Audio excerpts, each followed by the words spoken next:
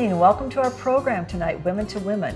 And we have a very special lady with a very special occupation that is intriguing, to say the least.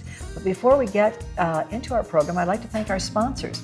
Carpa Nevada LLC, importer of fine Portuguese olive oils and balsamic vinegar. And we'd also like to thank Vila Bass Deli Cafe, right here in Carson City, the home of Pete's famous Basque chorizo, which is so delicious. We'd also like to thank carsonnow.org. It's the 24/7 place to go. When you want to know what's happening here in Carson City, go on net, carsonnow.org. So let me introduce you to Brenda Hungerford. Brenda, thank you so much for being with us. Well, thank you for having me. It's a pleasure to be here. Okay. And you know, Brenda is special in many ways to me because I met her for the first time just a few weeks ago. And she was doing her job, but we'll get into that in a minute. First of all, Brenda, help us to understand, okay, where did you grow up, and was it fun just doing some of the things, you know, that your dad did around the house in terms of fixing things? Or where are you from originally? Well, I was born and raised in California. A lot of California girls. Started the first half of, the first 6-8 years of my life in Salinas, California.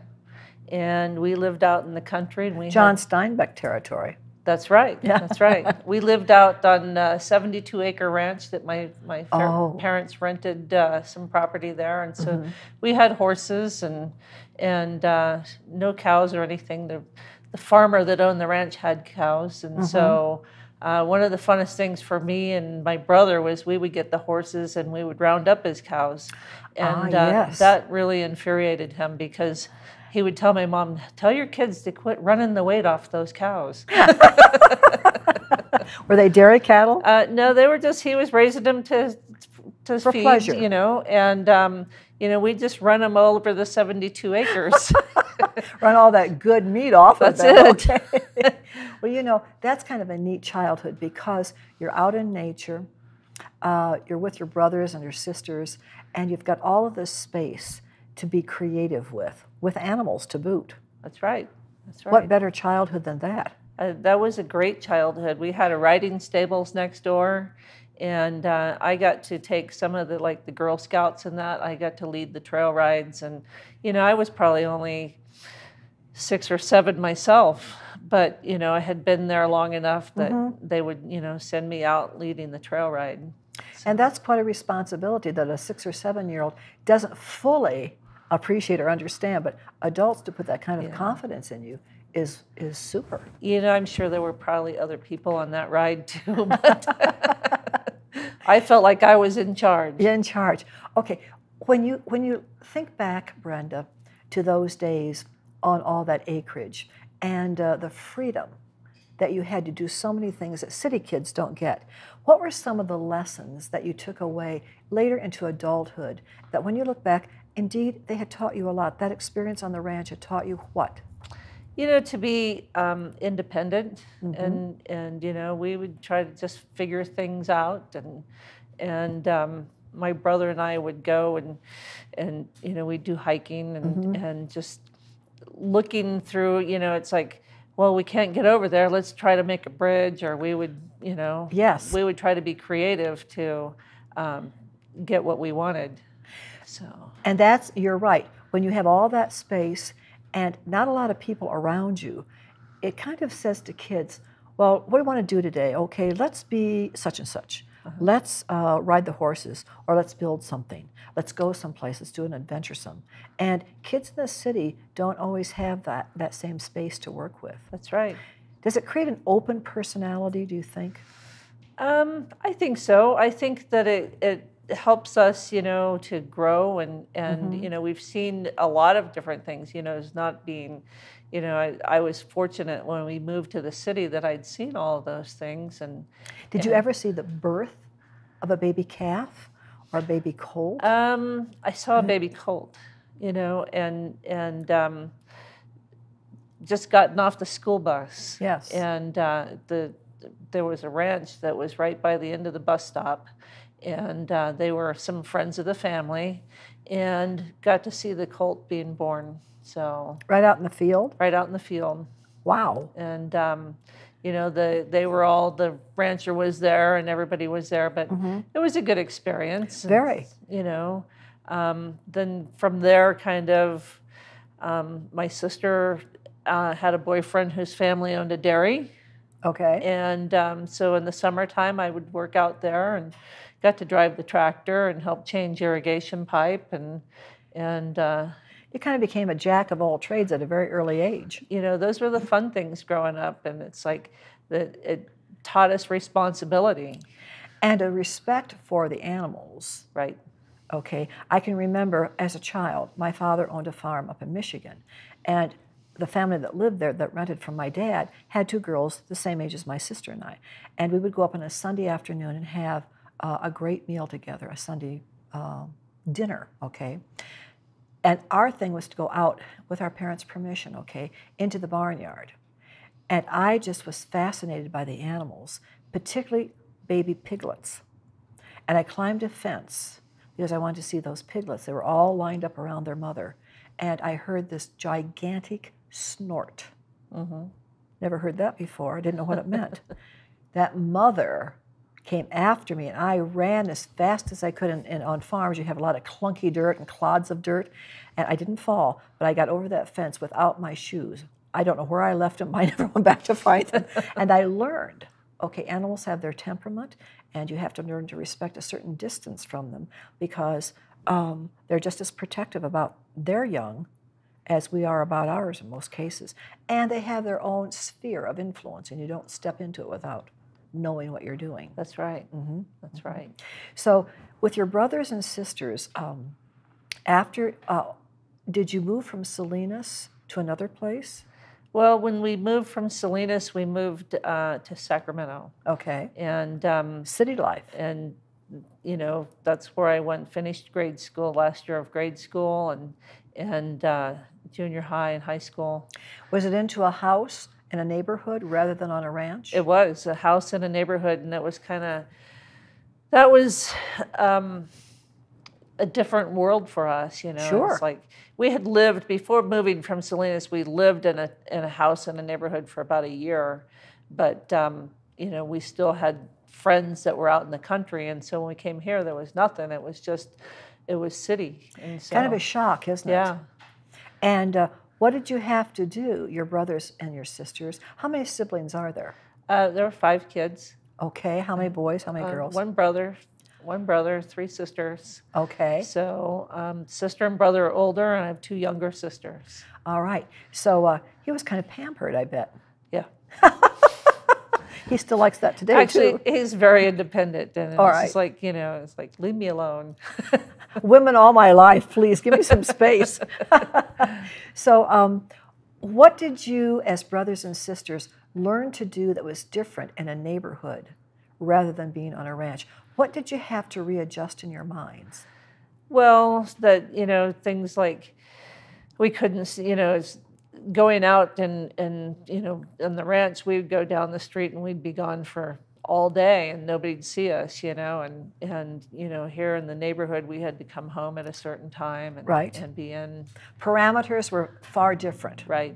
Borders were more pinched. You know, yes.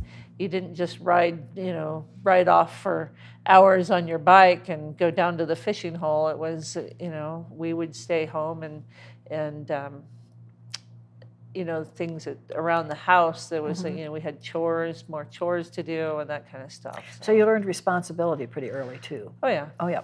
So okay, what was the first real job that you ever had? Well, you know, I worked through high school a little bit. I worked at a gas station. Okay. I worked at a. Were you pumping gas? Well, no, it was a self-service station. All right. I basically was just the attendant there. Okay. I worked in a taco stand in a little flea market. Yeah. And but my first real job out of high school, I actually worked in an office, and I ended up starting, you know, just doing filing, and I became the accounts receivable bookkeeper there. Okay. And that didn't cramp your style. No, it was just, I mean, it was kind of different. Okay. All right. Okay. But from there, I did some restaurant upholstery. All right. So you were working with your jobs. hands a lot, your Yes. mind and your hands. Yes. Okay, and you had a variety of jobs that didn't frighten you. No. I've always been curious to, let's figure out how it works, So you've got a mechanical mind, and has that mechanical mind, that inquisitive mind that you have, that mind that wants to build things or fix things, eventually lead you into something that you could use those talents with? Oh, sure. It's kind of, as I grew up, as I always wanted to know how things worked. And so as I, went through school, I went through high school. I didn't go to college right away. I started working. The bookkeeping job, the company actually went out of business. Okay. And so I kind of floated around doing different things, and but always wanting to be mechanical. And so I went back to school for mechanical technology. All right, and this was kind of an unusual field for a woman to tackle at that time, no or yes? Yeah, I think when I went back to college, it was a 2-year college program, and I was the only woman in the class. That can be intimidating. And so, out of a class of how many? There were probably 40 students there, and Good for you. So you followed that through. From the whole 2 years, you were with the same group of people. Okay, question. How did you learn to work with men? I just never felt like it was any different, It's like, all right. So in other words, the jobs that you were asked to do, or the challenges for the task, what was one task that you remember very well, or one creation? What did you have to work with those 40 men? We would have to build, we built a refrigerator. All right. From scratch? From scratch. They gave us all of the components and said, you have to figure this together. And you had to work as a team. Right. And so, I'm pretty outgoing when it comes to working on a small group on a team format. And so I never felt like I was different or had any real challenges with that. Okay. How did the men feel about you? Did they treat you as one of them? Once we got used to working together, and they learned that I could figure things out. They respected that. They respected that. Later in life, I would get things like, going to the parts houses to buy parts for jobs, and that, people would say, well, what do you think you're going to do with that? Or, they thought I was just picking up the equipment for somebody else. Right. It's like, no, I'm going to install this, And so that was kind of different. Very much so.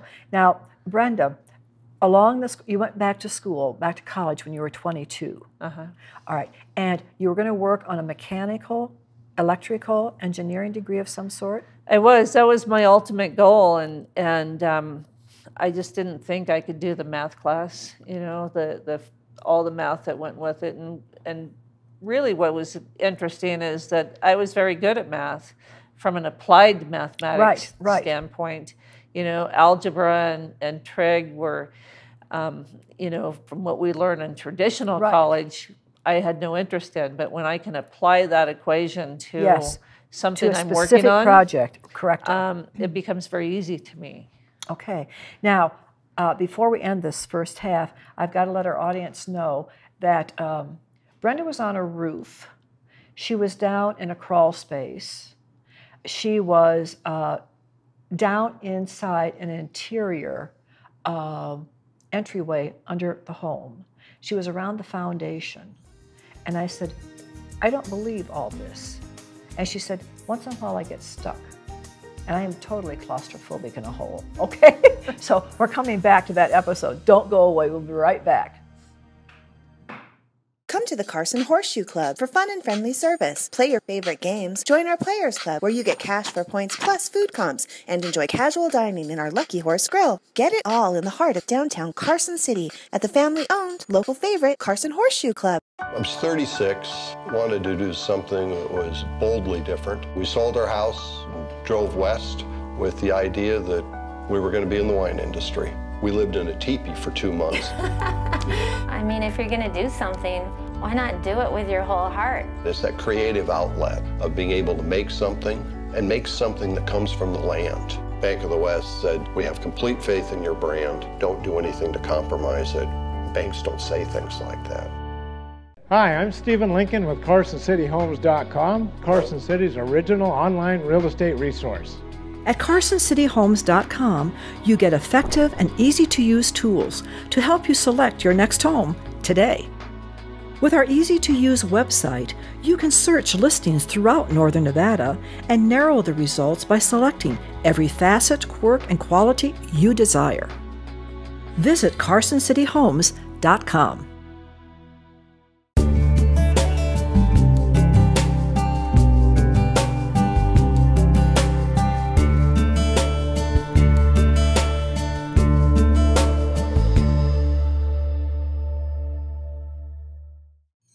Welcome back to the second half of our show. We're here with Brenda Hungerford, and the best is yet to come. I just sense it, okay? She's had a very different life than most of us. But first, I'd like to thank our sponsors for the second half. Dr. Kent Gabriel, MD, noted plastic surgeon right here in Carson City. Dr. Gabriel's specialty is microsurgery of the hands. We'd also like to thank the Carson Horseshoe Club, located in the old historic district of the Capitol. And if you're thinking about a light breakfast or a light lunch, why not stop into their newly renovated restaurant and find out what a delicious menu they carry. We'd also like to thank Bank of the West, which is one of Carson's most customer-oriented banks. When you walk in, Bank of the West already knows your name. So let's return to Brenda. Brenda, again, thank you so much for being with us. You know, okay, we've kind of surmised here that you are very curious. You pour your mind and your eyes into things that you want to build up, put together again, or tear apart. Now, as I said to the audience, when I first met you were on the top of a home I was living in, okay, checking out the roof. All right, how many years have you been involved in the business that you're now in, which is? I've been doing home inspections for 14 years. All right, so. After how many years of taking things apart and putting them back together and really using your math skills and your technical skills? Oh, prior to that, I did refrigeration work, actually, and I did that for 17 years. So. When you say refrigeration work, what do you mean? We did restaurant equipment. Big stuff. Much the same as what you would see. Actually, one of our accounts was McDonald's. Oh, okay. McDonald's, Burger King, Carl's Jr.'s, the milkshake equipment, ice machines. So when you're working with refrigeration or refrigerated machines, are you installing them, purchasing them, figuring out what's wrong with them? When I was doing that, I was doing installing, troubleshooting, and repair. You have muscles. I did then. I don't anymore. I don't know why. What happened to them? Where'd they go? I don't know. I'm getting weaker.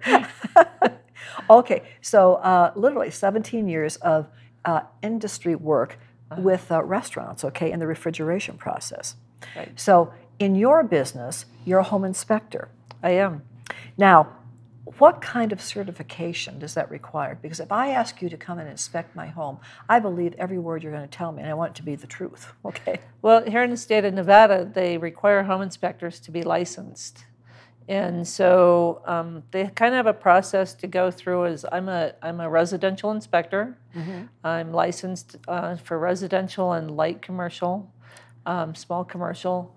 So you can go to school. You can go to Western Nevada Community College. Mm-hmm. They have a course in home inspection. Mm-hmm. I think it takes about a year to get through that. All right. Okay. You can get, if you can get experience with another inspector, you have to take a written exam. Kind of like having a mentorship with one who's already in business, professional. The problem I ran into when I came here is that nobody likes to train their competitor.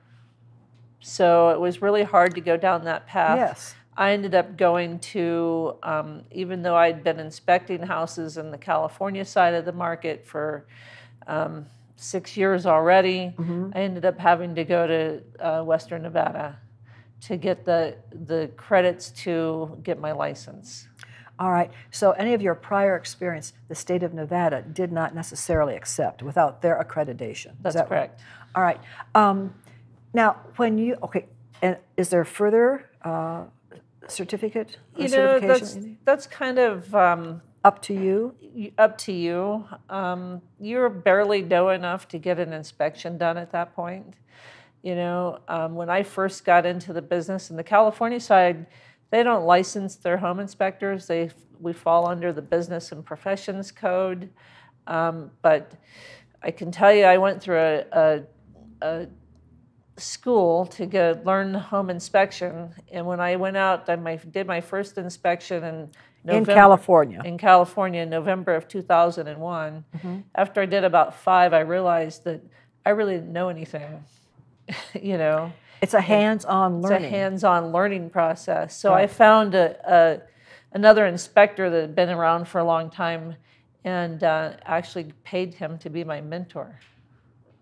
And that's how I got. That was an expense you might not have considered having, right? No, I didn't expect that, but it was well worth the money. Well worth it. It was worth the money. And so when I came to Nevada, I came as an experienced inspector. They just didn't recognize anything that we did there because California doesn't license inspectors. All right.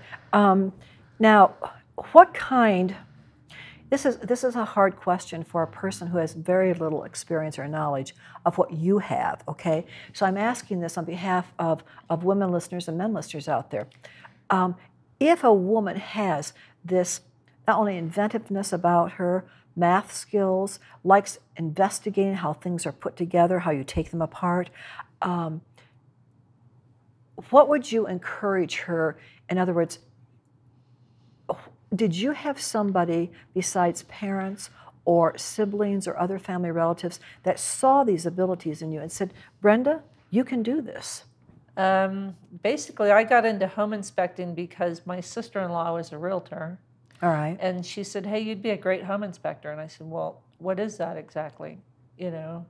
And I have a pretty good strength in mechanical and electrical and plumbing. All right.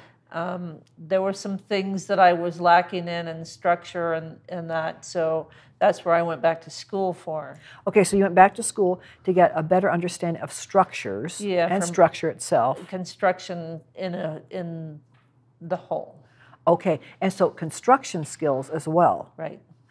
Anything else that you went back to pick up besides structure and construction? Not really. Those are that coupled with my background from mechanics already. Right. And electrical and plumbing pretty much got me through. My 2-year college stint gave me the heating and air conditioning All right, side so of you're that. really versatile, very competent, very well qualified to take a look at all areas of the house. Yeah. As a home inspector, we look at plumbing, electrical structure, right, mechanical system, exterior grounds, the roof. Okay, now, are you... I would assume that you're dealing with a different topography, geography, land, compared to California. Is that correct or not? Oh, very different. Okay. You know, and so here in Nevada, what is it, for example, around Carson City, Dayton, northern Nevada, that you have to pay particular attention to on a home inspection? Well, I mean, home inspections are pretty much the same universally, but on the Nevada side of the market, almost everything has a raised foundation, you know, so there's a lot more plumbing and electrical stuff to see when we talk about going under a house, and so there's a lot more involved in potential findings. Okay. You know, and also the foundation is visible mostly. Right. So whether it's cinder block or whether it's stone or some other, it's above ground. Right. Now, when you go into those crawl spaces, you're looking for plumbing, electrical, structural content, but you probably have also found some surprises. Oh, sure. Okay. Such as what? You know, sometimes you find, you know, I've been surprised by animals, you know, mostly domestic cats and dogs. You know, it's like cats are curious and they'll follow you. Yes. You know. Have you ever found any bones? Yeah. Really? I've found bones from animals. Okay. You know. Nothing human or anything All right, like good, that. good, okay. So when you go over with an owner, they really depend upon your knowledge and your experience. Okay, what is it that owners are most worried about when it comes to a home inspection? For example, a seller, all right, maybe has one aspect and a buyer has another. Right. How do you work that? You know, you look at it, it's a very straightforward approach that I take. I don't, I try not to differentiate between buying and selling. My first concern for you is health and safety, and that's whether it's where you're the buyer or the seller. If there's a health and safety issue, I'm going to point that out to both parties. Okay, so a health issue would be such as what? A lot of times we find appliances, gas appliances, that aren't venting properly. And we can get carbon monoxide back into the home. Right. And, you know, that's a safety issue. As well as a health. You know, occupants that are there now. It doesn't matter if, you know, the buyer's going to move in 2 months. I'm concerned for the person that's living there now. Right now. I found fireplaces that were so coated with creosote that they were a fire waiting to happen, a house fire waiting to happen. Yes. You know, but you know, as far as the mechanical system, a lot of electrical things that, you know, everybody can go to Home Depot and buy little parts and then they become an electrician. And sometimes those things are not so safe. Yes. You know, so we're very concerned with electrical. Plumbing, usually homeowner plumbing fixes, maybe not correct, but they usually know enough that it's leaking. If it's leaking, you know, they'll stop the leak. You know, when I come up to the inspection, sometimes homeowners are very shocked at the things that I find. I'm sure. You know, simply because it was normal to them. They've been around it for so long. And a new set of eyes comes in and says, well, hey, did you know this was going on?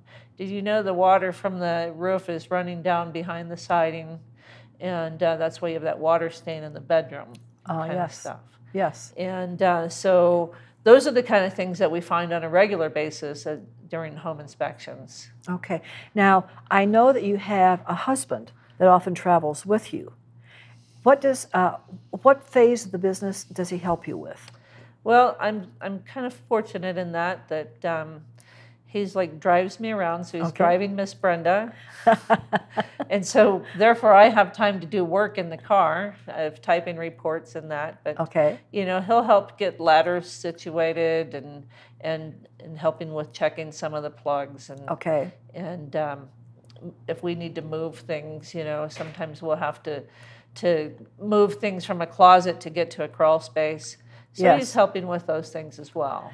All right. So are you saying also, Brenda, that it doesn't necessarily, if you're a petite person, you could be a home inspector? Sure. Do you need to have strong back, strong shoulder muscles, arm muscles, good legs to be able to handle the crawling, getting under into the crawl spaces? I think if you're physically fit, I think that's good. You know, as far as heavy work, I mean, just depends on the ladder that you choose, you know.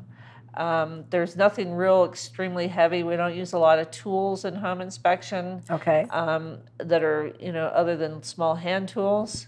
So I think most any women could do it. It's just the mindset. Okay, and I think that that's something that you, even in this conversation, you've demonstrated. You understood that if you wanted to go beyond the basics, you needed some college training. And you also need to have very good mentorship by people who are willing to share their experience and work with you on that too. Right. Okay, well, you know, you have one of the most unusual jobs I've ever run into. I've never run into a woman home inspector before, but when you are on my roof, I want you to come back, okay? Thank you. Thank you, Brenda. All right. And we wish all of you a good evening. Be back with us next week with another very special lady. In the meantime, stay well. Good night.